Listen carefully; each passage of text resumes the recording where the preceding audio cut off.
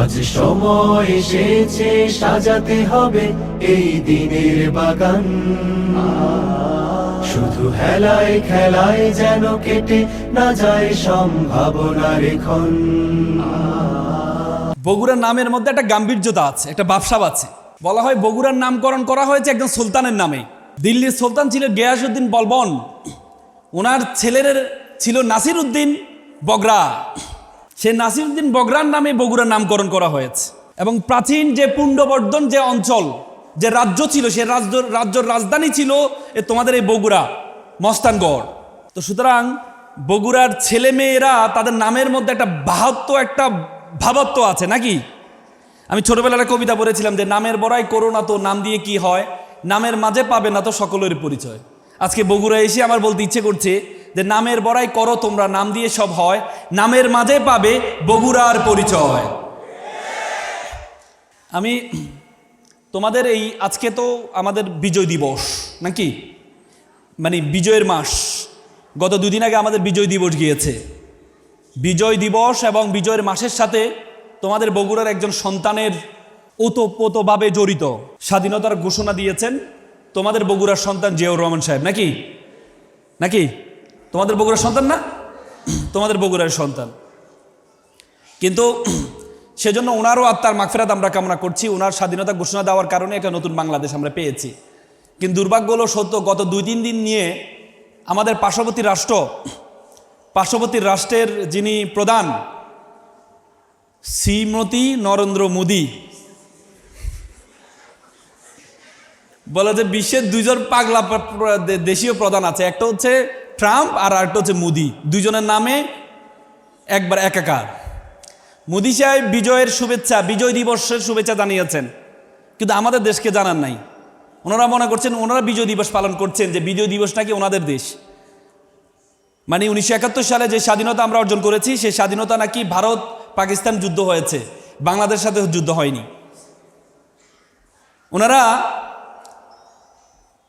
ওনাদের মনে রাখতে হবে যে বাঙালি যে অঞ্চল, এই যে বঙ্গ এই অঞ্চল, বাংলা এই অঞ্চল, আমরা কখনো আমাদেরকে বলে বাতিসি ভিত্তি বলে, আমাদেরকে এই অঞ্চলকে বলা হয় ফাইয়েন বলেছেন যে বাতিসি ভিত্তি। বাতিসি ভিত্তি মানে হচ্ছে যারা কখনো কারো অধীনস্থ থাকতে পছন্দ করে না। এটাকে বলে, তোমরা সুন্দরবনে কলা পাতা দেখেছো? সুন্দরবনের একটা কলা গাছ আছে, কি গোল পাতা গাছ। সে গাছটা দেখবা যত জলোচ্ছ্বাস আসে, যত ঝড় আসে, এই গাছটা নুয়ে পড়ে, আবার জলোচ্ছ্বাস ঝড় চলে যাওয়ার পর আবার দাঁড়িয়ে যায়। ঐতিহাসিকভাবে দেখেছে এই যে বাংলার যে অঞ্চল, এই অঞ্চলে দিল্লির যত রাজত্ব আসছিল, তারা বাংলাকে দখল করতে দিল্লি যাওয়ার পথেই শুনে বাংলা আবার স্বাধীন হয়ে গেছে। সে স্বাধীন বাংলাদেশের আমরা নাকি ভারতের সহযোগিতা নাকি স্বাধীনতা লাভ করেছি। আমরা কি ভারতের সহযোগিতা স্বাধীনতা লাভ করেছি? 9 মাস আমরা যুদ্ধ করেছি। যখন আমরা জয়লাভ করব এমন একটা ভাবসাব আসছে, তখন 3 ডিসেম্বর ওনারা এসে মানে বুঝাইলেন যে আমরা আপনাদেরকে সহযোগিতা করতে আসছি। এরপর 16 ডিসেম্বর নাকি স্বাধীন হয়ে গেছে। এমনি এত সহজ বলে যে একজন শুয়ে মারা যাচ্ছে, আরেকজন কি লাস্টে দিয়ে কি মানে শুয়ে পড়ছে, আরেকজন এসে কিলে দিছে, বলে যে আমি তো তাকে মারছি, কিন্তু সে তো অলরেডি শুয়ে পড়েছে। আমরা যারা আমাদের পূর্বপুরুষরা, ওনারা যখন আমাদের দেশটাকে পাকিস্তান থেকে স্বাধীন করে ফেলছেন, লাস্ট টাইমে এসে ওনারা 3 ডিসেম্বর ওনারা আমাদেরকে সহযোগিতা করে ওনারা বলেছে ওনারা নাকি, আমি মনে করি ওনারা সহযোগিতা না করলেও পাকিস্তান থেকে বাংলাদেশ স্বাধীন হতো। আমরা 24 বছর পাকিস্তানের দাসত্ব মেনে নিই নাই, আমরা 54 বছর ভারতের দাসত্ব মেনে নিই নাই।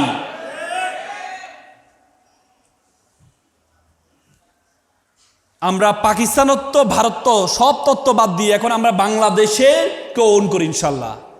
তো সুতরাং ওনারা এই জন্য 16 ডিসেম্বর আমাদের জেনারেল ওসমানী সর্বাধনী, ওনার কাছে জেনারেল নিয়াজি আত্মসমর্পণ করার কথা, ওনাকে আত্মসমর্পণ করতে দেন নাই।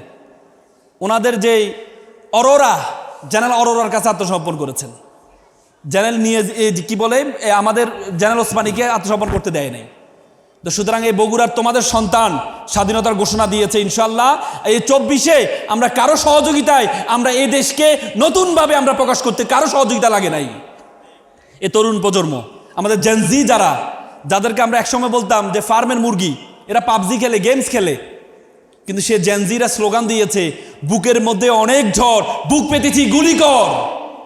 সে জেনজিরা আবার নতুন করে ভারতের 54 বছরের শাসন থেকে আমাদেরকে স্বাধীন করেছে। তো আজকে আমি রেটিনাকে অসংখ্য ধন্যবাদ জানাচ্ছি যে রেটিনা, চাইনিজরা একটা কথা বলে থাকেন যে তুমি যদি 1 বছরের ফলাফল চাও তাহলে তুমি মাছ চাষ করো, তুমি যদি 10 বছরের ফলাফল চাও তাহলে তুমি গাছ রোপণ করো, আর তুমি যদি 100 বছরের ফলাফল চাও তাহলে তুমি মানুষ চাষ করো। আজকে মানুষ চাষ করার জন্য, তোমাদেরকে মেধাকে শানিত করার জন্য এই যে চমৎকার একটা ক্যারিয়ার গাইডলাইন প্রোগ্রাম আয়োজন করেছে, আমরা একটা করতালির মাধ্যমে তাদেরকে অভিবাদন জানাই।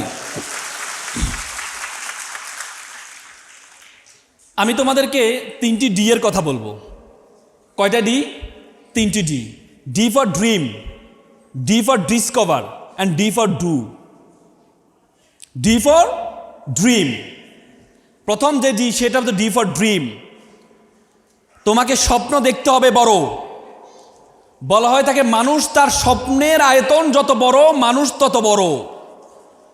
আজকে তুমি যদি মনে করো তুমি বগুড়ায় একটা থানায় তুমি জন্মগ্রহণ করেছ, তোমার দ্বারা কি বিশ্ব নেতৃত্ব দেওয়া সম্ভব, এই চিন্তাটা তোমার সবচেয়ে বড় ভুল ধারণা। আজকে মনে রাখবা পৃথিবীটা একটা বিশ্বগ্রামে পরিণত হয়েছে। You are global citizen, you have to think beyond Bangladeshi border. আমাদের একজন পোস্টার বয় আছেন, সারা বিশ্বে সবচেয়ে বেশি পরিচিত। আজকে আমাদের দেশের প্রধান বর্তমানে ডক্টর মোহাম্মদ ইউনূস। ডক্টর মোহাম্মদ ইউনূস বাংলাদেশের প্রধান হয়ে উনি সম্মানিত হয়েছে নাকি আমরা সম্মানিত হয়েছি? বলতো কে সম্মানিত হয়েছে? আমরা সম্মানিত হয়েছি। ডক্টর মোহাম্মদ ইউনূসকে 2012 সালে স্কটল্যান্ড গ্লাসগো কানাডিয়ান ইউনিভার্সিটি ওনাকে ভিসি বানিয়েছেন, একটা পাবলিক ইউনিভার্সিটি। সেই ইউনিভার্সিটির সংবিধানে আছে যে ইংল্যান্ডের নাগরিক না হলে সে ভিসি হতে পারবে না। শুধুমাত্র ডক্টর মোহাম্মদ ইউনূসকে প্রধান বানানোর জন্য ওনারা সংবিধান পরিবর্তন করে ওনাকে ভিসি বানিয়েছেন। 105টি বিশ্ববিদ্যালয়, 33টি দেশে ওনাকে নিয়ে গবেষণা করা হয়, ওনাকে নিয়ে পড়াশোনা করা হয়। উনি পৃথিবীর সবচেয়ে বৃহৎ 3টি পুরস্কার, এক হচ্ছে নোবেল পুরস্কার, আমেরিকান প্রেসিডেন্সিয়াল অ্যাওয়ার্ড এবং ইংল্যান্ডের সবচেয়ে বড় অ্যাওয়ার্ড, 3টি অ্যাওয়ার্ড পেয়েছেন। পৃথিবীর মাত্র 12 জন মানুষ এই অ্যাওয়ার্ডটি পেয়েছেন, মাত্র 12 জন মানুষ। ওনাকে যেন আমেরিকা এক সাংবাদিক প্রশ্ন করেছিলেন, আচ্ছা আপনি তো সবসময় বিশ্বব্যাংক নিয়ে কথা বলেন, যদি আপনাকে বিশ্বব্যাংকের প্রধান বানানো হয় তাহলে আপনি কি করবেন? উনি বললেন আমাকে যদি বিশ্বব্যাংকের প্রধান বানানো হয় তাহলে আমি বিশ্বব্যাংকের যে সদর দপ্তর এটা আমি ঢাকাতে নিয়ে আসব। তো বললো যে আপনি ঢাকাতে নিয়ে আসবেন কেন? বলতে ঢাকাতে এই জন্য নিয়ে আসবো, বিশ্বব্যাংকে চাকরি করে 5,000 লোক। আমি যখন ঢাকাতে নিয়ে আসব, সে 5,000 মধ্যে যারা শুধু চাকরির জন্য চাকরি করে, মানে পার্শ্ববর্তী অফিস আছে এই জন্য চাকরি করে, ডেডিকেশন নাই, এমন 3-4 হাজার লোক চাকরি ছেড়ে দিবে, তারা ঢাকাতে আসতে চাইবে না। তাহলে এক হচ্ছে আমি নতুন করে 3,000 লোক আমি আমার দেশের যারা শিক্ষিত আছে তাদেরকে যুক্ত করতে পারবো, আর যারা আনডেডিকেটেড, ডেডিকেটেড না, এদেরকে আমি চাকরি থেকে সরাইতে পারবো। চিন্তা করা যায়, চিন্তা করা যায়। সেটা হচ্ছে আমাদেরই সন্তান ডক্টর মোহাম্মদ ইউনূস। জন্মগ্রহণ করেছে কোথায়? চট্টগ্রামে হাটহাজারি। তার বাবা ছিলেন একটা সওদাগর, মানে জুয়েলারি দোকানদার। কিন্তু সারা বিশ্বে, আমি কয়েকদিন আগে আফ্রিকা গিয়েছিলাম, আফ্রিকার রুয়ান্ডা, পূর্ব আফ্রিকার একটা দেশ রুয়ান্ডা। রুয়ান্ডাকে বলে হিডেন প্যারাডাইস অফ আফ্রিকা, মানে আফ্রিকার সবচেয়ে সুপ্ত জান্নাত বলা হয়। খ্রিস্টান রাষ্ট্র, ছোট্ট একটি রাষ্ট্র, হাজার পাহাড়ের রাষ্ট্র। সে রাষ্ট্রে আমি যখন বাংলাদেশ পরিচয় দিলাম তারা ভালোভাবে চিনতে পারছে না, কিন্তু আমি যখন ডক্টর মোহাম্মদ ইউনূসের কথা বললাম সাথে সাথে ওনাকে চিনে গেল তারা। তার মানে আমাদের দেশের পোস্টার বয় ডক্টর মোহাম্মদ ইউনূস, উনি একটা গ্রাম থেকে জন্মগ্রহণ করেছেন। ওনার বাবা কি ছিলেন? তুমি যদি মনে করো তুমি বগুড়া শাহজাহানপুরে জন্মগ্রহণ করেছো, গাবতলীতে জন্মগ্রহণ করেছো, কাহারুলে জন্মগ্রহণ করেছো, তোমাকে দিয়ে পৃথিবীতে নেতৃত্ব দেওয়া সম্ভব? এই চিন্তাটা তোমার সবচেয়ে বড় ভুল ধারণা। তোমাদের পায়ের মধ্যে একটা শিকল লাগানো আছে। একটা বাবা ছেলে চিড়িয়াখানায় গেল, চিড়িয়াখানা যাওয়ার পর দেখলো যে বড় বড় হাতি তার পায়ে শিকল লাগানো আছে, ছোট ছোট হাতি তার পায়ে শিকল লাগানো আছে। ছোট ছোট হাতি শিকলটা ছেড়ার চেষ্টা করছে, আর বড় হাতিগুলো স্তব্ধ হয়ে দাঁড়িয়ে আছে। তখন ছেলে বাবাকে জিজ্ঞেস করলো, বাবা এই যে বড় বড় হাতি এই শিকলটা টান দিলে তো ছিঁড়ে যায়, উনি ছিঁড়ছে না কেন? তখন বললো ঠিক আছে আমি একটু জিজ্ঞেস করি ছিঁড়ছে না কেন। পরে কেয়ারটেকারকে জিজ্ঞেস করা হলো, কেয়ারটেকার বললো এই যে বড় বড় হাতিগুলো যখন ছোট ছিল তার পায়ে এই শিকলটা লাগানো ছিল, তখন সে ছেঁড়ার চেষ্টা করছে ছোট ছোট হাতিগুলোর মতো, তখন সে পারে নাই, তার মাথার মধ্যে সেট হয়েছে তখন যেহেতু আমি পারি নাই সুতরাং আমার দ্বারা আর পারা সম্ভব না। তোমাদের পায়ে একটা শিকল লাগানো আছে, তোমার ভাই চেষ্টা করেছে পারে নাই, তোমার বোন চেষ্টা করেছে পারে নাই, তোমার পাশের বাসার বোন চেষ্টা করেছে পারে নাই, তোমার মামা চেষ্টা করেছে পারে নাই, তোমার চাচা চেষ্টা করেছে পারে নাই ভালো ইউনিভার্সিটি ভালো মেডিকেল কলেজে ভর্তি হওয়ার, তো সুতরাং তুমিও পারবা না। তোমার মাথার মধ্যে সেট হয়ে আছে, তোমার মাথার মধ্যে সেট হয়ে আছে, সেটা ছিঁড়তে হবে তোমাকে সেটা ছিঁড়তে হবে। তোমরা জানো শ্রীলঙ্কার একটা ছেলে বস্তিতে বসবাস করতো, একটা ছেলের নাম হচ্ছে রানা। একদিন বস্তির যে পাশে যে চায়ের দোকান বসে আছে সেখানে মুরব্বীরা আলোচনা করছে ইসে আমাদের দেশের রসাতলে গেল, যদি একটা ভালো নেতৃত্ব ভালো প্রেসিডেন্ট হতো তাহলে আমাদের দেশটা সুন্দর হইতো। তখন রানা চিন্তা করলো যে প্রেসিডেন্টটা কি। তখন সে তার মামার কাছে গেল, মামা, তার মা বাবা ছিল না, মামার কাছে বড় হতো সে। মামাকে জিজ্ঞেস করলো, মামা প্রেসিডেন্ট কিভাবে হওয়া যায়? বলে যে প্রেসিডেন্ট হইতে হলে তো তোমাকে পড়াশোনা করতে হবে। সে বলছে আমি পড়াশোনা করতে চাই। তো পাশে একটা খ্রিস্টান মিশনারি স্কুল ছিল, সে সেখানে যায়, মামাকে ছাড়া একে যায়, গিয়ে বলে প্রিন্সিপালকে বলে স্যার আমি এখানে ভর্তি হতে চাই। বলে তোমার নাম কি? আমার নাম রানা সিংহে। তুমি তো বৌদ্ধ, আমাদের এখানে খ্রিস্টান মিশনারি, খ্রিস্টান ছাড়া ভর্তি হতে পারবে না। সে বলছে না স্যার আমি এখানে ভর্তি হবই। ভর্তি হয়ে তুমি কি করবা? স্যার আমি ভর্তি হয়ে শ্রীলঙ্কার প্রেসিডেন্ট হবো। শ্রীলঙ্কার প্রেসিডেন্ট হয়ে কি করবা? বলছে আমি আমার দেশকে রসাতল থেকে রক্ষা করব। তখন তার আগ্রহ দেখে স্কুল কর্তৃপক্ষ মিটিং করে তাকে স্কুলে ভর্তি করায়। পরবর্তীতে দেখা যাচ্ছে সেই স্কুলে টপার হয়েছে, কলম্বো ইউনিভার্সিটিতে টপার হয়েছে, এবং পরবর্তীতে অক্সফোর্ড ইউনিভার্সিটিতে টপার হয়ে পরবর্তীতে আমেরিকা এই শ্রীলঙ্কান প্রেসিডেন্ট হয়েছে, third president of Sri Lanka, Ranasinghe প্রেমাদাসার কথা বলছি। একটা ছোট্ট ছেলে এত বড় স্বপ্ন যদি দেখতে পারে, তাহলে তুমি বগুড়ার মতো একটা রিচ, যাকে উত্তরবঙ্গের প্রবেশদ্বার বলা হয়, সেই বগুড়ার মতো অঞ্চলে থেকে তুমি কেন বাংলাদেশকে নেতৃত্ব, বিশ্বকে নেতৃত্ব দেওয়ার স্বপ্ন তুমি দেখবা না? সে বড় স্বপ্ন তোমাকে দেখতে হবে। এখানে যারা শিক্ষার্থী আছো তোমাদেরকে আমি বলবো, তোমরা চোখটা বন্ধ করবা, প্রথমে বুকে একটু হাত দাও, বুকে হাত দাও। শিক্ষার্থী যারা আছো বুকে হাত দাও, দিয়েছ? তোমরা চোখ বন্ধ করার পর আমি 5 সেকেন্ড সময় দিব। 5 সেকেন্ডে তুমি চিন্তা করবা যে তুমি কি হতে চাও। মা বলেছে ডাক্তার হবে, না ডাক্তার হওয়া দরকার নেই। বাবা বলেছে ডাক্তার হওয়ার জন্য, না ডাক্তার হওয়া দরকার নেই। তোমার মনে যেটা চায়, তোমার মনে যদি চায় তুমি শিক্ষক হবা, গোলাম রাব্বানী ভাইয়ের মতো শিক্ষক হবা। তোমার মনে যদি চায় যে আমি বগুড়ার মেয়র হব, আমি বাংলাদেশের প্রধানমন্ত্রী হব, আমি দেশের মন্ত্রী হব, তাহলে সেটা তোমার মনে যেটা চায়। যদি বলা হয় আমি একটা বড় ব্যবসায়ী হবে, মনে চায়, তোমার বাবা ব্যবসায়ী, তোমাকে ব্যবসায়ী হওয়া দরকার নেই। ডক্টর মোহাম্মদ ইউনূসের বাবা ব্যবসায়ী ছিলেন, তিনি ব্যবসায়ী হন নাই। ব্যবসায়ী চিন্তা, তোমার মনে যেটা চায়, মনে রাখবা। আমি তোমাদেরকে একটা কথা বলি, আমেরিকা একটা গবেষণা হয়েছে, হার্ভার্ড ইউনিভার্সিটি একটা গবেষণা হয়েছে। তারা 1500 জন নিয়ে একটা গবেষণা করেছে। 1500 জনকে জিজ্ঞেস করেছে, আচ্ছা তোমরা কি টাকার জন্য পড়ো নাকি ভালো লাগে এই জন্য পড়ো? আবার যারা চাকরিজীবী তাদেরকে বলেছে তোমরা কি টাকার জন্য চাকরি করো নাকি ভালো লাগে এই জন্য করো?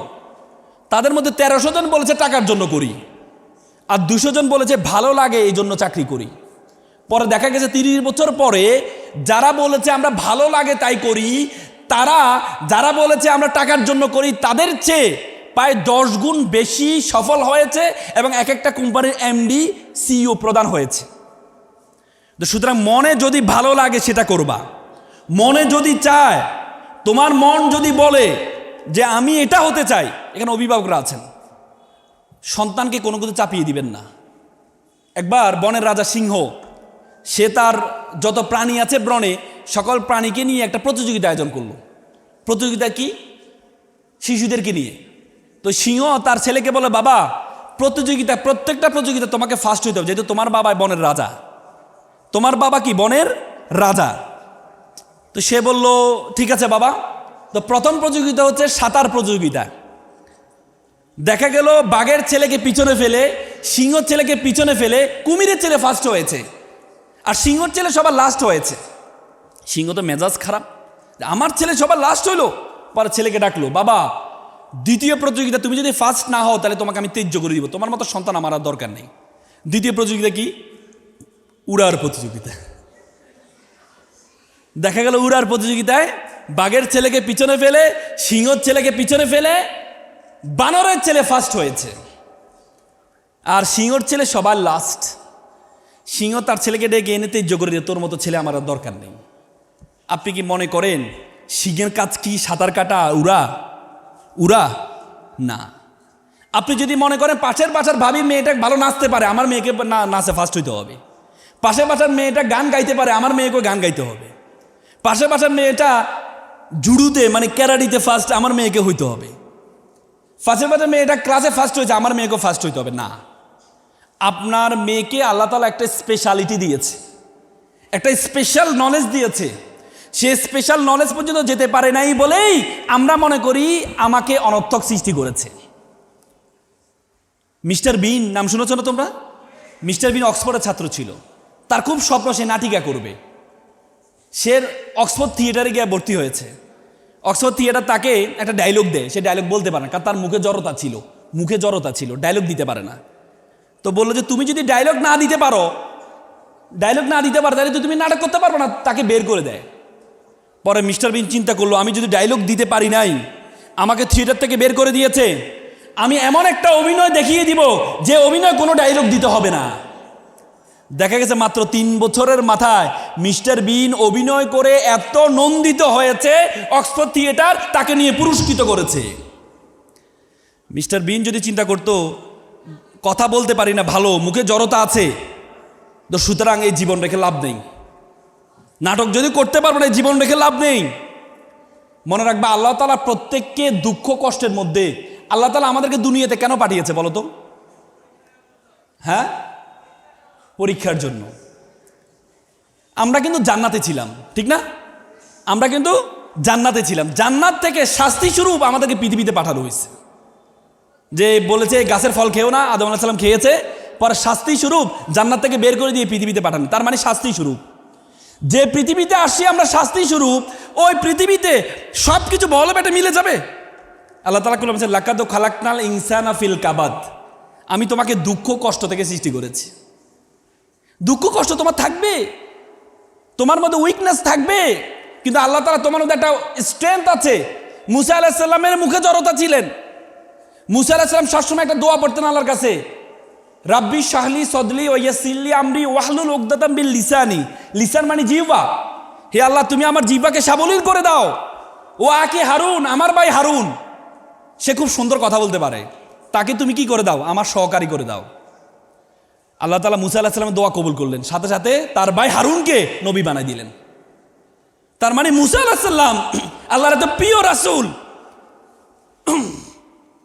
আল্লাহর একজন প্রিয় রাসূল, তারও মুখে জড়তা ছিল, তারও উইকনেস ছিল।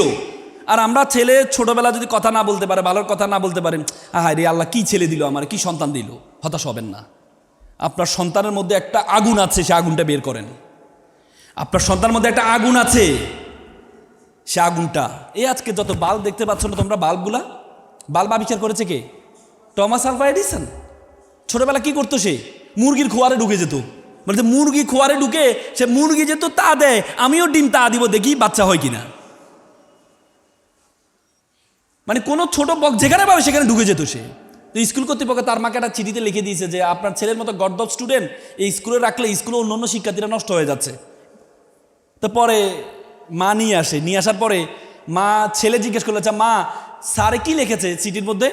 বলছে লিখেছে তুমি যে মেধাবী অন্য শিক্ষার্থীরা তোমার সাথে টিকতে পারছে না, এই জন্য এই স্কুল তোমার জন্য যোগ্য না, এই জন্য স্যার বলেছে সম্মান সহিত যেন তোমাকে নিয়ে আসি। কারণ যে এত বড় স্কুল তোমাকে ভর্তি করছে সেই স্কুল তোমার জন্য যোগ্য না, তার মানে এই দেশের কোনো স্কুল তোমার জন্য যোগ্য না, তোমাকে ঘরে পড়তে হবে।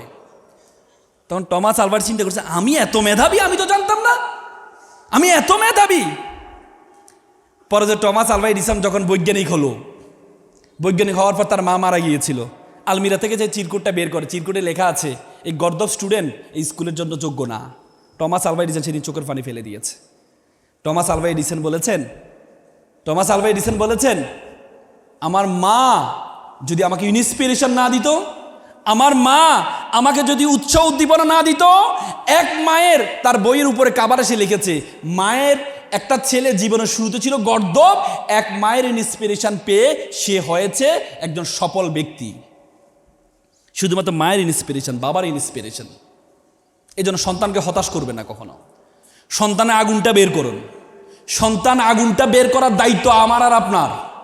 আপনি যদি সন্তানের আগুনটা বের করতে পারেন, তাহলে মনে করবেন আল্লাহ তাআলা কোরআনে বলেছে, হুয়াল্লাযী খালাকালাকুম মা ফিল আরদি জামিআ। আল্লাহ তাআলা বলেছে, ওয়ামা খালাকনাস সামা ওয়াল আরদা, এই আসমান এবং জমিনে যা কিছু আছে, ওয়ামা বাইনাহুমা বাতিলান, আমি কোনো কিছু অনর্থক বানাই নাই। আমি কোনো কিছু অনর্থক বানাই নাই। তোমাকে আমাকে আল্লাহ তাআলা অনর্থক বানায় নাই। আল্লাহ তাআলা তোমাকে আমাকে বলেছেন, কুনতুম খায়রা উম্মাত, you are the noblest nation, you are the best nation. তুমি সৃষ্টির সেরা জীব।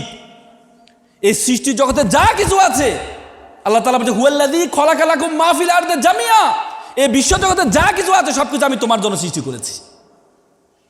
সবকিছু আমি তোমার জন্য সৃষ্টি করেছি। যে চাঁদ আমরা দেখতে পাই, চাঁদ একটা আমাদের উপগ্রহ না? চাঁদ, এই চাঁদ কার জন্য সৃষ্টি করেছে জানেন? আল্লাহ তাআলা সবচেয়ে প্রিয় মানুষের জন্য। তোমরা দেখবা চাঁদের মধ্যে বড় বড় গর্ত আছে, দেখেছো তোমরা? জুম করে একটু দেখো, কিসের গর্ত জানো? আমাদের পৃথিবীর দিকে বিভিন্ন উল্কাপিণ্ডগুলো বিভিন্ন গ্রহ থেকে ছুটে আসে। চাঁদ আমাদের পৃথিবীর চারদিকে ঘুরে সেই উল্কাপিণ্ডগুলোকে ঠেকায়, নিজের গায়ে নেয়। কারণ আল্লাহ তাআলার সবচেয়ে প্রিয় পৃথিবীর এই মানুষগুলো, তাদের যেন কোনো ক্ষতি না হয়, তাদের জন্য যেন ক্ষতি না হয়। সে চাঁদ তোমাদের জন্য, আমাদের জন্য সৃষ্টি করেছেন। এই বিশ্ব জগতে যা কিছু আছে সবকিছু তোমার আর আমার জন্য সৃষ্টি করেছেন। আর আমাদেরকে কেন সৃষ্টি করেছেন? আল্লাহ তাআলা কোরআনে কি বলেছেন? ওয়ামা খালাকতুল জিন্না ওয়াল ইনসা ইল্লা লিয়াবুদুন, আমি মানুষ এবং জিনকে সৃষ্টি করেছি শুধুমাত্র আমার ইবাদত করার জন্য। What is the meaning of ইবাদত? What is the meaning of worship? ওয়ার্শিপের সংজ্ঞা কি? জ্ঞান অর্জন করা। ইসলামের প্রথম স্লোগান ছিল ইকরা, পড়ো। ইসলামের প্রথম স্লোগান। আল্লাহ রাসূলকে আল্লাহ তাআলা বলছেন, ইকরা, পড়ো। আল্লাহ তাআলা কোরআনে বলেছে, হাল ইয়াস্তাবিল্লাযীনা ইয়ালামুনা ওয়াল্লাযীনা লা ইয়ালামুন, who knows and who doesn't know, all are not same. যে জানে আর যে জানে না সে সেম নয়। আল্লাহ তাআলা প্রথম নামাজের কথা কোরআনে ৮২ বার বলেছেন, ৮২ জায়গায় জ্ঞান অর্জন করার কথা বলেছেন আল্লাহ তাআলা। তার মানে তুমি আমি যদি জ্ঞান অর্জন করি, তাহলে জ্ঞান অর্জন করা এক ধরনের ইবাদত। পারবা না? এটা পারবা না? জ্ঞান অর্জন করতে পারবা না? পারবা। তো সুতরাং এখন স্বপ্ন দেখবা, সবাই বুকে হাত দাও, আবার বুকে হাত দাও, চোখ বন্ধ করো, 5 সেকেন্ড চিন্তা করবা যে তুমি কি হতে চাও। 5 সেকেন্ড চিন্তা করবা, একবারে কোনো কিছু বাদ দিয়ে তোমার কি ভালো লাগে সেটি। 5 second. 1 2 3 4 5। Okay, open your eyes, খোলো। একজন দাঁড়াও, যে কোনো একজন, সামনে থেকে একজন দাঁড়াও, একজন দাঁড়াও, শিক্ষার্থী একজন দাঁড়াও। হ্যাঁ, বগুড়া চল। হ্যাঁ, আরে বল মাছ ধরতে বলবো না তো। হ্যাঁ, কি কি কি কি স্বপ্ন দেখছো তুমি? ব্যবসায়ী হবা, গুড। ওর জন্য একটা বড় একটা হাতে তালি দাও। তারপর একটা মেয়ে দাঁড়াও, একটা বোন, ছোট বোন দাঁড়াও, দাঁড়াও একজন। হ্যাঁ, কি হতে চাও তুমি? Doctor, good. তার মানে তোমরা এক একজন, ওর জন্য একটা হাতে তালি দাও। তোমার আম্মু বলছে ডাক্তার, এই জন্য? আব্বু বলছে? কে বলছে? সত্যি? অন্য কে বলে নাই তো? গুড, বসো। এখন তোমরা যে যেটা মনে করেছো সেটা আবার চোখ বন্ধ করবা, যে আমি ব্যবসায়ী হতে চাই, আমি অমুক জায়গায় পড়তে চাই, আমি ডাক্তার হতে চাই, আমি অমুক জায়গায় পড়তে চাই, অমুক মেডিকেলে পড়তে চাই, আমি বিসিএস ক্যাডার হতে চাই, আমি ঢাকা বিশ্ববিদ্যালয়, রাজশাহী বিশ্ববিদ্যালয় অমুক জায়গায় পড়তে চাই। 5 সেকেন্ড চোখ বন্ধ করবা, এটা করবা। আবার চোখ বন্ধ করো। এবার কোথায় ভর্তি হতে চাও তুমি? 1 2 3 4 5, চোখ খোলো। এবার আপু বলো তুমি তুমি কি তুমি যে বলেছো ডাক্তার হবা, হ্যাঁ, কোথায় ভর্তি হতে চাও? Dhaka medical, good. ওই জোরে বড় ক্লাব দাও, জোরে। ব্যবসায়ী, ব্যবসায়ী দাঁড়াও, কি হতে চাও, কোথায় ভর্তি হতে চাও? বুয়েটে, ওর জন্য একটা করতালি দাও। গুড, বসো। তোমরা, আমি সবাইকে জিজ্ঞেস করি, তোমরা যে যেটা বলেছো একটা চিরকুট লিখবা আজকে, যে আমি ব্যবসায়ী হতে চাই, বুয়েটে পড়তে চাই, আমি ডাক্তার হতে চাই, ঢাকা মেডিকেলে পড়তে চাই। এটা তোমার যে টেবিল আছে, মা বাবার এখানে যারা আছেন, এটা একটু মেক শিওর করবেন, তোমার টেবিলের সামনে লিখবা আমি ডাক্তার হতে চাই, ঢাকা মেডিকেল আমার গন্তব্য, আমি ব্যবসায়ী হতে চাই, বুয়েট আমার গন্তব্য, লিখবা। আর যাদের মানি ব্যাগ আছে, মানি ব্যাগের যেখানে তোমার ছবিটা রাখো, ছবি রাখা দরকার নেই, ওই জায়গায় তুমি লিখবা আমি ডাক্তার হতে চাই, গন্তব্য আমার ঢাকা মেডিকেল, আমি ব্যবসায়ী হতে চাই, গন্তব্য আমার বুয়েট। মেয়েরা তোমাদের কি থাকে পার্সে, কি ছবি টবি রাখো কোথাও? রাখো না? আচ্ছা, মানে যেভাবে রাখলে তুমি প্রতিদিন একবার দৃশ্যমান হবে তোমার কাছে, প্রতিদিন একবার। তোমরা আয়নার মধ্যে রাখবা, আয়নার কর্নারে আঠা দিয়ে লাগাবা যে আমি ডাক্তার হতে চাই, আমি ঢাকা মেডিকেলে পড়তে চাই। পারবা তো ইনশাল্লাহ? প্রতিদিন একবার, প্রতিদিন যতবার আয়নার সামনে যাবা, যতবার টেবিলে বসবা, ততবার তোমার স্বপ্নের কথা মনে পড়বে তোমার। আর সবচেয়ে মজাদার বিষয় হচ্ছে, বাংলাদেশের ইতিহাসে ডাক্তার বানিয়েছে, বাংলাদেশের ইতিহাসে রেটিনার মতো এত বেশি ডাক্তার বানিয়েছে বাংলাদেশে কোনো শিক্ষা প্রতিষ্ঠান নেই। রেটিনাকে বলা হয় একটা পরিবার, আমি সেই পরিবারের সদস্য। আমি 2010 সাল থেকে 2022 সাল পর্যন্ত রেটিনার ইংলিশ টিচার ছিলাম। আমি রেটিনাকে দেখেছি, রেটিনা একটা পরিবার, শুধু একটা পরিবার না, এ রেটিনা তোমাকে গন্তব্য নেওয়ার জন্য এখন থেকে একাডেমি কোচিংয়ে যাবা, কোচিংয়ে যখন দেখবা কোচিংয়ে ক্লাস নিচ্ছেন একদম ডাক্তার ভাইয়া, তোমার স্বপ্ন জাগবে আমি ডাক্তার ভাইয়ার মতো হতে চাই। আবার উল্টাপাল্টা স্বপ্ন জাগাইও না কিন্তু, মানে আমরা উল্টা স্বপ্ন জাগাই। ভাইয়াকে দেখছে, ভাইয়াকে ভালো লাগছে, ইস ভাইয়া, না। মনে রাখবা, উল্টাপাল্টা চিন্তা যদি হয়, হার্ভার্ড ইউনিভার্সিটি তারা একটা গবেষণা করেছে প্রায় 50 বছর ধরে, তাদের হার্ভার্ড ইউনিভার্সিটিকে বলা হয় প্রেসিডেন্ট ইউনিভার্সিটি, যেখানে প্রেসিডেন্ট বানায়। তারা গবেষণা করেছে, গবেষণা করে তারা দেখেছে তাদের যে স্টুডেন্টরা ইউনিভার্সিটি থাকতে যারা অপোজিটের সাথে রিলেশনশিপে ছিল তাদের সফলতা, আর যাদের কোনো রিলেশনশিপে ছিল না তাদের সফলতা প্রায় 20 গুণ বেশি।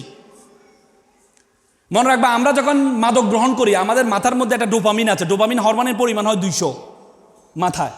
মাদক গ্রহণ করার পরে মাকে বউ ডাকে, বউকে মা ডাকে। আর বিজ্ঞান বলে কেউ যদি প্রেমে পড়ে তার মাথার ডোপামিন পরিমাণ হয় 250।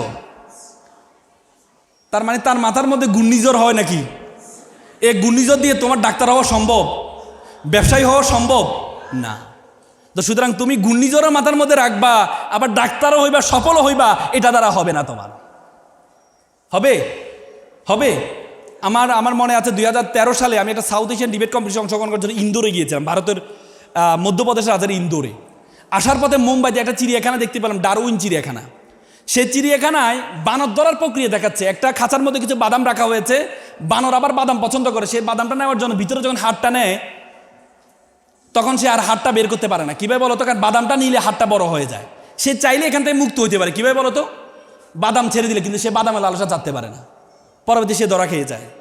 তোমাদের মধ্যে এরকম অনেক কিছু বাদাম আছে। আড্ডা is the one kinds of বাদাম, Facebook is the one kinds of বাদাম, TikTok is the one kinds of বাদাম, প্রেম is the one kinds of বাদাম। এই বাদামের লালসা যদি তোমরা সাইডেটা না চাটতে পারো, তোমরা বানরের মতো খাঁচার মধ্যে বন্দী হয়ে যাবা। এপিজে আব্দুল কালাম বলেছে, প্রজাপতির পিছনে ঘুরিও না, ফুলের চাষ করো, প্রজাপতি তোমার পিছনে ঘুরবে। আমি আইনজীবী হিসেবে বলছি, যারা 9, 10 ইন্টারে প্রেম করেছে, সেই প্রেমের যে বিবাহ হয়েছে 60% বিবাহ হয় না, আর যে বিবাহগুলো হয়েছে 40% বিবাহ হয়। সেই বিবাহগুলো মাত্র 4 থেকে 5 বছর, সর্বোচ্চ 10 বছর টিকে, এরপরে ডিভোর্স হয়ে যায়। এইটাকে একটু ধরো তো।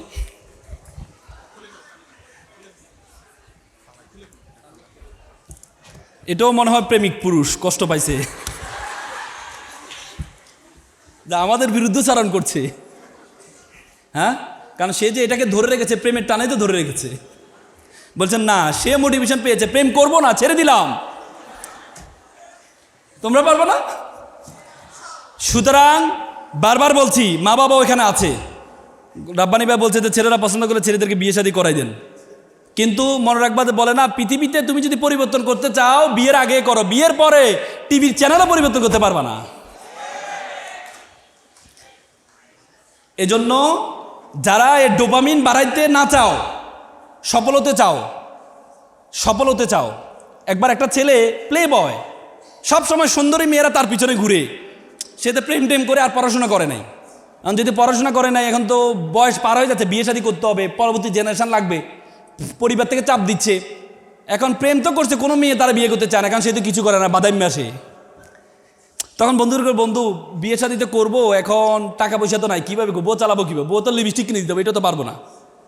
তো এক বন্ধু চালাক আছে, বন্ধু এক কাজ কর, বগুড়ার ছেলে মনে হয় সে, বন্ধু তুই এক কাজ কর, একটা চাকরিজীবী মেয়ে বিয়ে কর, তার বেতন দিয়ে তুই কোনো মতে চলতে পারবি।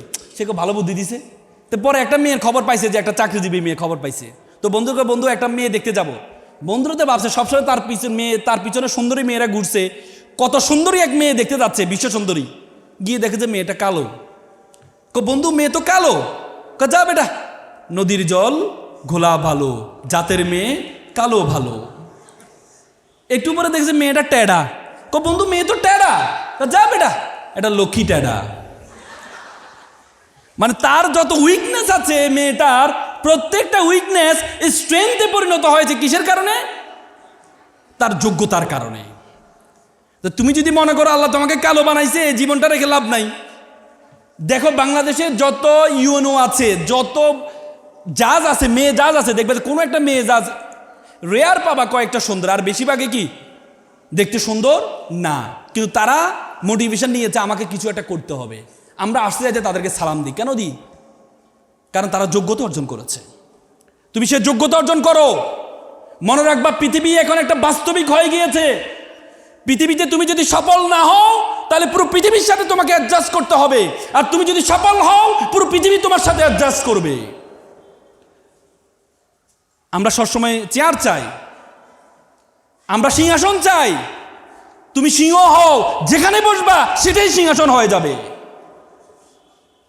বলা হয় যে তুমি যদি ব্যর্থ হও, তোমার সুটেড বুটের মানুষের কাছে পরিহাস হবে, আর তুমি যদি সফল হও, তোমার ছেঁড়া পাঞ্জাবি মানুষের কাছে ইতিহাসে পরিণত হবে। সে সফল তোমাকে হইতে হবে, এই সফলতার জন্য প্রথম কথা হচ্ছে নিজের সম্বন্ধে নিজেকে জানতে হবে।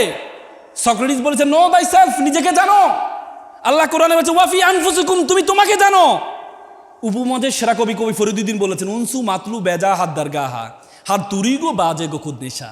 পৃথিবী যাকে খুঁজে বেড়াচ্ছে, তুমি সেই ব্যক্তি, তুমি তোমাকে খুঁজে বের করো। Who are you want to go, তুমি কোথায় যেতে চাও, কে তুমি তোমাকে খুঁজে বের করো। তুমি যদি তোমাকে খুঁজে বের করতে না পারো, তাহলে তুমি মনে করবা আল্লাহ তাআলা তোমাকে অনর্থক সৃষ্টি করেছেন। তোমরা জানো 2006 সালে একটা অপটিক্যাল ফাইবার স্টেশন করা হয়েছে আমাদের বাংলাদেশের কক্সবাজারে। অপটিক্যাল ফাইবার স্টেশন, এই অপটিক্যাল ফাইবার স্টেশন এটা স্পেন হয়, পর্তুগাল হয়, ফিলিপিন হয়, সিঙ্গাপুর হয়, মালয়েশিয়া, সিঙ্গাপুর হয়, আমাদের কক্সবাজার সাথে যুক্ত হয়েছে। এই অপটিক্যাল ফাইবার স্টেশনের যে তারের দূরত্ব হচ্ছে 17,000 কিলোমিটার। কত কিলোমিটার? 17,000 কিলোমিটার দিয়ে পুরো পৃথিবীটা আমাদের হাতের মুঠে চলে আসছে। আজকে আমরা এখানে কি করছি, আমেরিকা থেকে দেখতে পাচ্ছেন ফেসবুক লাইভের মাধ্যমে। ইন্টারনেটটা আমাদেরকে অ্যাভেলেবেল করেছে, পুরো পৃথিবীটা আমার হাতের মুঠে চলে আসছে। আর বিজ্ঞান বলে তোমার মাথার মধ্যে 2 কোটি নার্ভ আছে, তার আছে নার্ভ। বলে একটাকে একটার সাথে যদি যুক্ত করা হয়, তাহলে এই তারের দূরত্ব হবে 2 লক্ষ কিলোমিটার।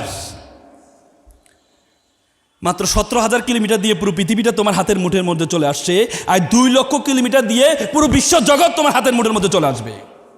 ধারণা আছে বিশ্ব জগৎ সম্বন্ধে? এই পৃথিবীর আয়তন কত জানো তোমরা? আমাদের পৃথিবীর আয়তন কত? 52 কোটি বর্গ কিলোমিটার। 7টা মহাদেশ, 5টা মহাসাগর আছে। এই 52 কোটি বর্গ কিলোমিটার পৃথিবীটাকে যদি সূর্যের মধ্যে ঢুকিয়ে দেওয়া হয়, যে সূর্যটা আমরা দেখতে পাই, তাহলে 13 লক্ষ পৃথিবী ঢুকিয়ে দেওয়া সম্ভব। আর সূর্য হচ্ছে একটা নক্ষত্র। সূর্য কি? একটা নক্ষত্র। বলে যে ব্যাটেল জুয়েস একটা নক্ষত্র আছে, এই নক্ষত্রটা হচ্ছে সূর্য থেকে 33 কোটি গুণ বড়। Do you imagine? এই যে বিশ্বজগৎ, এই পুরো বিশ্বজগতে আল্লাহ তাআলা তোমাকে আমাকে আশরাফুল মাখলুকাত সৃষ্টি সেরা দেবী হিসেবে সৃষ্টি করেছেন। এরপরও তুমি বলো তোমাকে অনর্থক সৃষ্টি করেছেন। এরপর তুমি বলো তোমাকে অনর্থক সৃষ্টি করেছেন। তোমাকে আমাকে অনর্থক সৃষ্টি করা হয় নাই। তোমাকে আমাকে অনর্থক সৃষ্টি করা হয় নাই। এই জন্য তুমি প্রত্যেকটা সময়টাকে কাজে লাগাও। দেখো আমাদের সবচেয়ে বেশি যে জিনিসটা আমাদের কাছে আছে সেটা হচ্ছে আমাদের সময়। তোমাকে আমাকে যদি বলা হয় আপনাকে প্রতিদিন ৮৬,৪০০ টাকা দেওয়া হবে, এ টাকার মেয়াদ একদিন। পরের দিন আপনি যদি যা খরচ করবেন, যদি খরচ না করেন তাহলে এটা শেষ হয়ে যাবে। পরের দিন আবার ৮৬,৪০০ টাকা পাবেন। কিন্তু এই যে টাকা পাওয়ার প্রক্রিয়াটা হুট করে একদিন বন্ধ হয়ে যাবে। তুমি আমি কি করতাম? এই ৮৬,৪০০ টাকা কি হেলে দুলে ফেলে দিতাম? না, কাজে লাগাইতাম।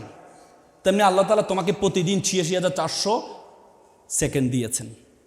৮৬,৪০০ সেকেন্ড দিয়েছেন। যে কোনো সময় সেকেন্ডটা বন্ধ হয়ে যেতে পারে। আল্লাহ তাআলা কোরআনে বলেছেন, আল্লাহ তাআলা যখন কোনো কিছু গুরুত্ব আরোপ করেন তখন সেটার কসম গায়। যেমন ওয়াল আস, সময়ের কসম। যখনই আল্লাহ আমরা যখন কোনো কিছু গুরুত্ব আরোপ করি, যেমন মায়ের কসম বলি না, মাকে আমরা গুরুত্ব দিই। মাথা হাত দিয়ে বলি না, মাথার কসম বলি না। ছেলের হাত দিয়ে করে ছেলের কসম বলি না। আল্লাহ তাআলা যখন কোনো কিছুকে গুরুত্ব দেন তখন সেটাকে বলেন কসম, ওয়াল আস, সময়ের কসম। এবং আল্লাহ তাআলা তোমাকে আমাকে যে এত সুন্দর আকৃতি দিয়েছেন, সে আকৃতির কথা বলতে গিয়ে আল্লাহ 4 বার কসম খেয়েছেন। আল্লাহ বলছেন ওয়া তিনের কসম, ওয়া জাইতুন ফলের কসম, ওয়া তুর সিনিন, সিনা পর্বত যে পাহাড় আছে সেই পাহাড়ের কসম, হাজাল ওয়ালাদিল আমিন, শহরের কসম, লাকাদ খালাকনাল ইনসানা ফি আহসানি তাকওয়িম। আল্লাহ বলেছে আমি এই 4টা জিনিসের কসম খেয়ে বলছি, আমি তোমাকে সবচেয়ে সুন্দর আকৃতি দিয়ে সৃষ্টি করেছি। এরপরও তুমি আমি বলো অনর্থক সৃষ্টি করেছেন। এরপরে তুচ্ছ তাচ্ছিল্য প্রেম করে আমাদের সময়টা শেষ করে দিবা। তুমি হুট করে আত্মহত্যা করে ফেলো। জীবন রেখে লাভ নাই, আত্মহত্যা করে ফেলো হুট করে। আমরা একটু ব্যর্থ হইলেই আত্মহত্যা করে ফেলি, সুইসাইড অ্যাটেম্প নি কেন? তোমাকে যে আল্লাহ কি দিয়েছে।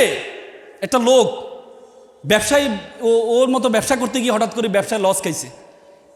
ব্রিজের উপর গেছে লাভ দেওয়ার জন্য, লাভ দিচ্ছে। লাভ দেওয়ার পরে দেখেছে নিচে দিয়ে একটা নৌকা যাচ্ছে, নৌকাওয়ালা তাকে উঠে ফেলে। ভাই আপনি তো মরতে যাচ্ছেন। হ্যাঁ। ভাই মরার আগে আমার একটা কাজ করে যান না। কি? ভাই প্লিজ। মাত্র আধা ঘন্টার সময়, আধা ঘন্টা পর আপনি মারা যাইন। ঠিক আছে। ওনাকে নিয়ে গেল একটা রোমে নেওয়ার পরে 2 কোটি। পিছন থেকে যে মারা যাবে সে বলে কি বলে 2 কোটি, একটু পরে বলে 5 কোটি, একটু পরে বলে 20 কোটি। তখন সে বলে যে ভাই কি বলে? ভাই আমি এখানে আসছিলাম, আপনার 2টা চোখ বিক্রি করতে চাইলাম। সে বলে 2 কোটি টাকা দিবে। এরপরে বললাম 2টা কিডনি, এরপরে 4 কোটি। এরপরে বলে পুরো শরীরটা বিক্রি করতে চাই, বলে যে 20 কোটি। ভাই আপনি তো মরতে চান, তা আমাকে এই উপকারটা করেন, 5 কোটি আপনার পরিবারকে দিব আর 15 কোটি আমি নিব। সে বলছে আমার দাম এত? বলছে হ্যাঁ। বলছে না না না ভাই আমি মরবো না। কি বলেন ভাই, আপনি তো মারা গেছিলেন, এতক্ষণ তো আপনার কি ঘটনা হ্যাজ বিন গটেন, আর আপনি এখন করবেন না? না না ভাই আমার মূল্য যে এত, এটা তো আমি জানতাম না। তো সুতরাং তুমি তোমার মূল্য জানো না। তোমার মূল্য জানো নাই বলেই তুমি মনে করো আল্লাহ তাআলা তোমাকে অনর্থক সৃষ্টি করেছেন। তোমরা এখানে যারা শিক্ষার্থী আছো, নিজের মূল্যটা একটু বুঝো প্লিজ। আল্লাহর ওয়াস্তে তোমার সময়ের মূল্যটা একটু বুঝো। প্রত্যেকটা সময়টা একটু কাজে লাগাও। প্রত্যেকটা সময় একটু কাজে লাগাও। মনে রাখবা পরিশ্রম তার পারিশ্রমিককে কখনো খালি হাতে ফেরায় না। আমি একটা গল্প কানেক্ট করি তোমাদের সাথে। একবার একটা অঞ্চলে একটা মন্দির বানাবে। তো তারা মন্দির বানায়, মন্দিরের জন্য কি লাগে? পাথর লাগবে। তো তারা শুনছে পাহাড়ে একটা পাথর আছে, মহস্তাঙ্গর একটা পাথর আছে। গেল, সুন্দর পাথর, সাদা পাথর। পাথর কাছে গেলে, পাথর সাহেব আপনাকে একটু লাগবে। বলছে আমাকে নিয়ে কি করবা? বলছে আপনাকে নিয়ে আমরা একটু কাটবো, ঘষবো, মাজবো, মেজে আপনাকে মূর্তি বানাবো। 6 মাস ঘষে মেজে মূর্তি বানাই মন্দিরে রাখবো, সবাই এসে আপনাকে সেলুট করবে। সে বলছে এটা তো ভালো কথা, কিন্তু এই যে কষ্ট 6 মাস, এটা না করে করা যায় না? না আপনাকে এভাবে রাখলে তো কেউ আপনাকে মূল্যায়ন করবে না। বলছে না এই কষ্ট আমি করতে পারবো না। যদি এভাবে নিয়ে রাখো তাহলে আমি করতে পারি, কিন্তু কষ্ট 6 মাস, এই কষ্ট আমি করতে পারবো না। তখন পাশে একটা কালো পাথর ছিল। স্যার আমাকে নিয়ে যান। তোমাকে নিব? স্যার আমাকে কাটেন, ঘষেন, মাজেন, কোনো সমস্যা নেই। কাটেন, ঘষেন, মাজেন, কোনো সমস্যা নেই।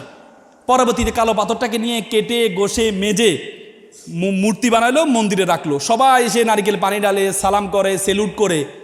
তখন তারা দেখলো যে বিশাল একটা লাইন পড়ে গেছে নারিকেল নিয়ে। নারিকেল, খোদাকে নারিকেল দিবে, মূর্তিকে নারিকেল দিবে। তখন তারা চিন্তা করলো এই নারিকেল যদি দেয়ালে ভাঙে তাহলে তো মন্দিরের দেয়াল ভেঙে যাবে। তখন তারা চিন্তা করলো একটা পাথর, ওই পাথর সাদা পাথরের কাছে, পাথর সাহেব আপনার একটা কাজ পাইছি। কি কাজ? কাটাকাটি ঘষাঘষি কিচ্ছু নয়, শুধু আপনাকে রাখবো, সবাই এসে নারিকেল ভাঙবে আর পানিটা ঢালবো অন্য জায়গায়। কয়টা তো ভালো কথা। ঠিক আছে, আমরা নিয়ে যাও। পরে মন্দিরের মুখে তারা রাখলো, সবাই এসে আসতে যাইতে তাকে লাথি মারে, জুতোর পিতি খুলে গেলে জুতোর পিতি লাগায় তার পায়ের উপর জুতোর করে, তারপরে নারিকেল ভাঙে পানিটা নিয়ে কালো মূর্তির উপর ঢালে। সে বলে ঘিরি বেটা, কোনোদিন তার উপরে কালো মূর্তির উপর কেউ বসে নাই, সেলফি তুলে নাই, আমার সাথে সবসময় সেলফি তুলতো, আর আজকে সবাই আমাকে আসতে লাথি মারে আর তার উপর নারিকেল পানি ঢালে। তখন কালো মূর্তি বলছে স্যার আপনি তো দেখতে পাচ্ছেন আজকে আমাকে মানুষ সম্মান করছে, কিন্তু আমাকে যখন কাটা হয়েছে, আমাকে যখন ঘষা হয়েছে, আমি সহ্য করেছি বলেই আজকে মানুষ আমাকে সেলুট করছে। তুমি যদি মনে করো তোমাকে কাটবা না, ঘষবা না, মাজবা না, এমনি এমনি মানুষ তোমাকে সেলুট করবে না। আমরা ষষ্ঠ বলে আত্মাকদুরুল আইয়ার উদ্দুত, হাদিসে আছে যে তকদিরে যেটা আছে সেটা, কিন্তু আল্লাহ রাসূল বলেছেন আত্মাকদুরুল ইল্লা বিদুয়া, ইল্লা বিদুয়া, দোয়া দাওয়া করলে তকদির পরিবর্তন হয়। আল্লাহ তাআলা কোরআনে বলেছে ওয়াল্লাইসা লিল ইনসানু ইল্লা মা সা, মানুষ ততটুকুই পায় যতটুকু সে চেষ্টা করে। আল্লাহ তাআলা কোরআনে বলেছে ইন্নাল্লাহা লা ইউগাইয়িরু বিকাউমি হাত্তা ইউগাইয়িরু বিআনফুসিহিম। আল্লাহ কোনো জাতির ভাগ্য পরিবর্তন করে না, কোনো ব্যক্তির ভাগ্য পরিবর্তন করে না যতক্ষণ পর্যন্ত জাতি ওই ব্যক্তি নিজের ভাগ্য পরিবর্তন করে না, চেষ্টা না করে। আর তুমি এমনি এমনি বড় হয়ে যাবা। এই জন্য তোমরা এখানে যারা আছো, তুমি ওরে বাবা অনেক সময় হয়ে গেছে, আমি তো খেয়াল করিনি। আমার আসলে 5টা বাজে একটা টক শো আছে, আমাকে এখান থেকে যেতে হবে জিটিভিতে, 4 ঘন্টা তো লাগবে যেতে। হ্যাঁ, যাক, আমি তোমাদেরকে ডি নিয়ে বলার চেষ্টা করেছিলাম। হ্যাঁ, ডি ফর ড্রিম। কোথা থেকে কোথায় চলে গেলাম, আমি কিন্তু ওইদিকে যাওয়ার কথা ছিল না। D for dream. দ্বিতীয় ডি ফর ডিসকভার। ডিসকভার মানে তুমি তোমার সম্বন্ধে জানো। আর ডি ফর ডু মানে করো। ডু মানে কি? করো, ইজ ভেরি ইম্পর্টেন্ট। করাটা ইম্পর্টেন্ট। তার মানে তোমাকে মনে রাখবা, আগে বলা হয়তো নলেজ ইজ পাওয়ার, এখন বলে knowledge is powerless without skill. দক্ষতাবিহীন নলেজের কোনো ভ্যালু নেই। দক্ষতাবিহীন নলেজের কোনো ভ্যালু নেই। আজকে বলে ইজ টাইম ফর জিকে, আগে বলা হতো এটার সময়টা জিকে সময়, জিকে মানে জেনারেল নলেজ, আর এখন বলে is not time for GK, is time for SK, special knowledge. আগামী 30 বছরে প্রায় 10 লক্ষ ব্যাংকার তার চাকরি হারাবে। আগামী 30 বছরে 5 লক্ষের জরিপে আসছে, আমেরিকার জরিপে আসছে 5 লক্ষ শিক্ষক তার চাকরি হারাবে। তোমরা দেখেছো এখন এআই শিক্ষক বের হয়েছে, ভারতের কেরালাতে এআই শিক্ষক ক্লাস নেয়। ব্যাংকার, এখন ব্যাংকগুলো মাত্র 2-3 জন কর্মকর্তা রাখবে, আর সবাইকে রাখবে না। আগামীর বছর ড্রাইভার, প্রায় 40 লক্ষ ড্রাইভার তার চাকরি হারাবে। তুমি দেখো এখন ডিজাইন হাউসগুলো অটোমেটিক এখন এআই দিয়ে ডিজাইন করে দেয়, এখন আর ডিজাইনের প্রয়োজন হয় না। তার মানে আগামীর যুগ তোমাদের জন্য ইজ ভেরি অ্যালার্মিং। এই যুগে তুমি যদি স্পেশাল নলেজ তোমার মধ্যে না থাকে, তাহলে তোমার কোনো ভ্যালু থাকবে না। দেখো একটা স্পেশাল নলেজের কত গুরুত্ব। বলে যে সব কিছু জানে তার কোনো খাওয়া হবে না, যে একটা জিনিস ভালো করে জানে তার খাওয়া হবে। একটা জিনিস ভালো করে জানতো, একটা প্রাইমারি স্কুল শিক্ষক সব সাবজেক্ট পড়ায়, তার বেতন 20,000 টাকা। আর একটা কলেজ শিক্ষক একটা সাবজেক্ট পড়ায়, আমাদের গোলাম রাব্বানি ভাইয়ের একটা সাবজেক্ট পড়ায়, বেতন 50-60,000 টাকা। মানে একটা জিনিস ভালোভাবে জানে, আর সব কিছু জানো, তোমার খাওয়া হবে না। এই জন্য স্পেশাল নলেজ অর্জন করতে হবে। স্পেশাল নলেজ, স্পিকিং স্কিল, কথা বলার দক্ষতা, কমিউনিকেশন স্কিল, প্রচুর মানুষের সাথে যোগাযোগের দক্ষতা, আইটি স্কিল, কম্পিউটার স্কিল, এর দক্ষতাগুলো তোমাদের অর্জন করতে হবে। এর দক্ষতাগুলো অর্জন করতে হবে। এই দক্ষতাগুলো যদি অর্জন না করো, তাহলে মনে করবা যে আল্লাহ তাআলা তোমাকে কোনো কাজে কামে তৈরি করে নেই। তোমরা অনেকে রাতে জাগ্রত থাকো, রাতে পড়ো, রাতে পড়বা না, রাতে ঘুমাই যাবা। আমি আমার ছোটোবেলায় সব সময় আমি ভোর 4টা বাজে উঠে যেতাম। ভোর 4টা বাজে উঠে আমি ফজরের পরের 1 ঘন্টা, ফজরের আগে 1 ঘন্টা, এই 2 ঘন্টা আমি পড়াশোনা করতাম। এই 2 ঘন্টা আমি যা পড়াশোনা করতাম, আমার প্রত্যেকটা পড়াশোনা বলে, তুমি রাতে সারা রাত যদি তুমি ঘুমাও, তোমার মাথাটা শীতল হয়ে যায়, তোমার ব্রেনটা কাজ করে। সকালে যে কাজটা করে, যে পড়াটা হয়, এই পড়াটার যে গুরুত্ব, সকালে বাতাস যেমন নরম বাতাস পাও, নরম পরিবেশ পাও, কোনো টেনশন থাকে না, কোনো চিন্তা থাকে না, তুমি ওই সময় পড়াশোনাটা করবা। মাইকেল ফিলিপসের নাম শুনছো? পৃথিবীর শ্রেষ্ঠ সাঁতারু, 28টা অলিম্পিকে 23টা অলিম্পিকের সে গোল্ড মেডেল পেয়েছে। মাইকেল ফিলিপসকে জিজ্ঞেস করা হয়েছে তার যতগুলো গোল্ড মেডেল, আমাদের পুরো এশিয়া মহাদেশে এতগুলো গোল্ড মেডেল নেই। তাকে জিজ্ঞেস করেছে আপনি এত সফল কেন? তিনি বললেন আপনি কি করেন? তিনি বলেন আমি প্রতিদিন 3 ঘন্টা সাঁতার কাটি। বলছে মাত্র 3 ঘন্টা? উনি বলছে হ্যাঁ 3 ঘন্টা। বলছে আবারও বলেন আপনার সফলতার কারণ কি? বলছে আমি 3 ঘন্টা। 3 ঘন্টা মানে 3 ঘন্টাই, প্রতিদিন মানে প্রতিদিন।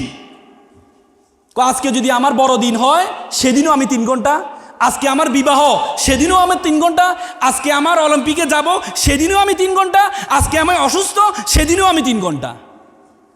তার মানে কন্টিনিউটি, কনসিস্টেন্টলি তুমি যদি কন্টিনিউটি থাকে, ধারাবাহিকতা থাকে, প্রতিদিন তুমি 3 ঘন্টা পড়ো, 3 ঘন্টা পড়ো ফজরের সময়। ফজরের সময়কে আল্লাহ রাসূল, দেখো ইসলাম কত সাইন্টিফিক, আল্লাহ রাসূল বলেছেন ফজরের যে 2 রাকাত সুন্নত, এই সুন্নতের মূল্য, বলছে এই সুন্নতের মূল্য যে পৃথিবীতে যা আছে তার চেয়ে বেশি। পৃথিবীতে সবচেয়ে ধনী এখন কে? Elon Musk. 3 নম্বর হচ্ছে মার্ক জুকারবার্গ। আর বলেছে কেউ যদি ফজরের 2 রাকাত সুন্নত পড়ে তাহলে পৃথিবীতে যা আছে সব কিছুর চেয়ে বেশি মূল্য তার। তার মানে ফজরের নামাজ পড়ার গুরুত্বের সাথে সাথে এই টাইমটাকে কেন গুরুত্ব দেওয়া হয়েছে? কারণ এই টাইমটাকে তোমার পড়াশোনার সবচেয়ে বড় সময় তুমি বেছে নিবা। পারবা তো ইনশাল্লাহ? পারবা তো ইনশাল্লাহ? আমি আর কথা বাড়াবো না। আমি এখানে যারা অভিভাবক আছে কয়েকটা পরামর্শ দিয়ে আমার কথা শেষ করব। দেখো তোমরা এখানে যারা আছো, তোমাদের মা বাবা, আজকে মা বাবাগুলো আসছে না এখানে? অনেকের চাকরি থেকে বহু কষ্টে ছুটি নিয়ে আসছে যে আমার বাচ্চারা একটা এতে প্রোগ্রামে যাবে, স্যার আমাকে একটু ছুটি দেন। বহু রকম কথাবার্তা বলে তোমার বাবা তোমাকে এখানে নিয়ে আসছে। তোমার মা পরিবারে অনেক কাজ আছে, সব কাজ রেখে তোমাকে এখানে নিয়ে আসছে। সে মা বাবাকে আমরা সম্মান দিতে পারি না, সে মা বাবাকে আমরা মূল্যায়ন করতে পারি না, সে মা বাবাকে আমরা পারি না। বলে যে মেডিকেল সায়েন্স বলে একটা মানুষ সর্বোচ্চ ব্যথা সহ্য করতে পারে 45 ইউনিট, তার চেয়ে বেশি হলে সে হয়তো বেহুশ হয়ে যায়, না হলে সে মারা যায়। আর একটা মা যখন সন্তান প্রসব করে তার ব্যথার ইউনিট হচ্ছে 55। বলে 30টা হাড় একসাথে ভাঙলে যেমন ব্যথা পায় তার চেয়ে বেশি ব্যথা পায় মা। সে মাকে আমরা বৃদ্ধাশ্রমে রেখে আসি, সে মাকে বলে আনস্মার্ট। সে বাবাকে বলা হয় এটা সূর্যের মতো। সূর্য যেমন আমাদের গরম দেয়, বাবাও তোমাকে একটু গরম দেয়। সূর্য যেমন না থাকলে তোমার পৃথিবী অন্ধকার হয়ে যায়, তোমার বাবা যদি তোমার জীবনে না থাকে তাহলে তোমার জীবনটা তেমনি অন্ধকার হয়ে যাবে। আমি 6-8 মাস আগে আমার বাবাকে হারিয়েছি। বাবা কি জিনিস আমি এখন বুঝি। তোমরা বাবা মায়ের গুরুত্বটা একটু বুঝবা।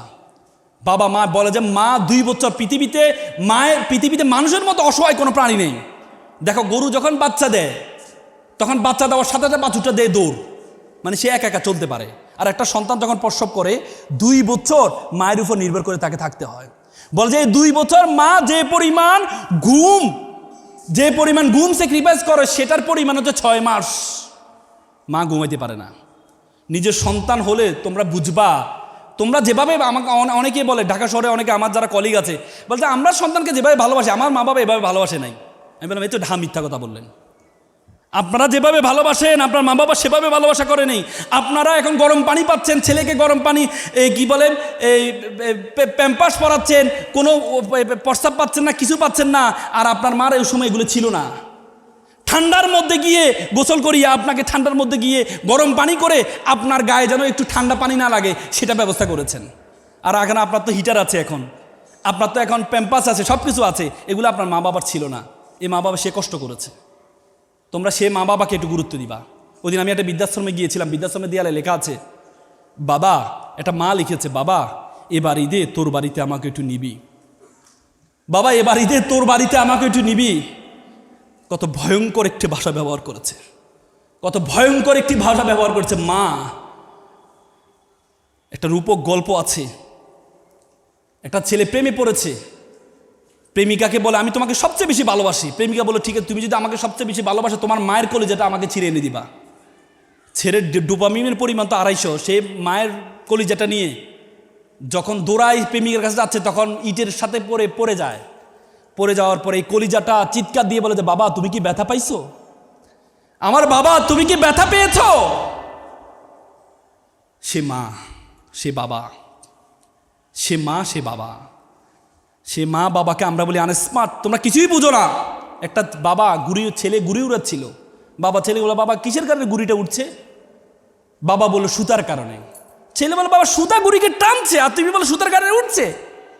তখন ছেলেকে বোঝানোর জন্য বাবা সুতাটা ছিঁড়ে দেয়, পরে গুড়িটা একটু লাফঝাপ করে নিচে পড়ে যায়। তখন বাবা বলে দেখো তোমার কাছে সবসময় মনে হয় আমাদের টানটা তোমার স্বাধীনতা খর্ব, কিন্তু আমাদের এই টান যদি না থাকে তোমার জীবনের ঘুরিয়ে উড়বে না, উড়বে না, উড়বে না। মনে করো ফ্যামিলি, FAMILY, ফ্যামিলি। আমরা অনেক সময় মনে করি আমার পরিবার, আমরা অনেক সময় একবার আমি একটা ছোট স্টোরি কানেক্ট করি। একবার একটা ছেলে আমেরিকার ইঞ্জিনিয়ার হয়েছে, বড় ইঞ্জিনিয়ার হয়েছে, তার বাবা মারা গিয়েছে। মা কল করছে, বাবা তোমার বাবা মারা গিয়েছে, তোমার বাবার ইচ্ছা তুমি তোমার বাবা দাফন কাফন করবা। একটু পরে ছেলে কল দিল তার খালাকে, বলো মাকে একটু বুঝিয়ে বলো আমার একটা প্রমোশন আছে, প্রমোশনটা আটকে যাবে, তুমি আমার মাকে একটু বুঝিয়ে বলো আমি আসতে পারবো না, আমি টাকা পাঠাচ্ছি, হুজুর দিয়ে দাফন কাফন ব্যবস্থা করো। মা একটু পরে কল দিয়ে বলে যে বাবা এই জন্য কি তোকে মানুষ করেছি, এই জন্য তোর বাবা তোকে মানুষ করেছে। তখন বলে যে মা এটা আবেগী কম হও, আমি যখন ক্লাস 5-এ পড়ি তখন আমার দাদা মারা গিয়েছিল, আমি লাশের পাশে শুয়ে কান্না করছিলাম, তুমি আমাকে জোর করে নিয়ে স্কুলে দিয়ে আসছিলে, তুমি আমাকে বলেছিল যিনি মারার তিনি মারা যাবে, কেরিয়ারের সাথে কোনো কম্প্রোমাইজ করা যাবে না। আপনার কথা আমার মাথার মধ্যে গেঁথে এখনও আমি কেরিয়ারের সাথে কম্প্রোমাইজ করব না, করব না, করব না। মনে রাখবেন, লার্ন ইন বিহেভিয়ার। সন্তান আপনার কাছ থেকে শিখে। সন্তান যখন দেখে পরিবার মানি আপনি, আপনার ওয়াইফ, সন্তান মানি পরিবার, মা বাবা পরিবারের অংশ নয়। সন্তান যখন বড় হয় সন্তান মনে করে সে তার স্ত্রী, তার সন্তান পরিবার, মা বাবা পরিবারের অংশ নয়, আপনাকে বৃদ্ধাশ্রমে রেখে আসবে। এটাকে বল লার্ন ইন বিহেভিয়ার্স। দেখে শিখে, দেখে শিখে। মনে রাখবেন 3 জেনারেশন যদি কোনো পরিবার একসাথে থাকে, মা, দাদি এবং সন্তান একসাথে যদি 3 জেনারেশন কোনো পরিবারে থাকে, তাহলে দেখবেন এটা ফুলের বাগানে পরিণত হয়। কারণ দাদি থেকে অনেক কিছু শিকার আছে, দাদা থেকে অনেক কিছু শিকার আছে। আর আপনি যদি এক ঘরে সন্তানকে রাখেন তাহলে সন্তান কিছু শিখতে পারবে না। এই জন্য ফ্যামিলি মনে রাখবা, এখানে যারা আছো শিক্ষার্থীরা, family FAMILY, F for father, A for and, M for mother, I for I, L for love, Y for you, father and mother, I love you is called a family.